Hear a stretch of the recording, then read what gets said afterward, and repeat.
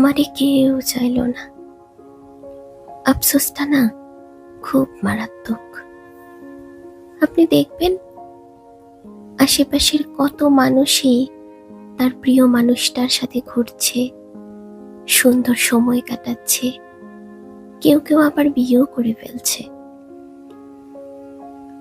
আপনি এত সব মানুষের ভিড়েও একা ফিল করবেন হুটহাট।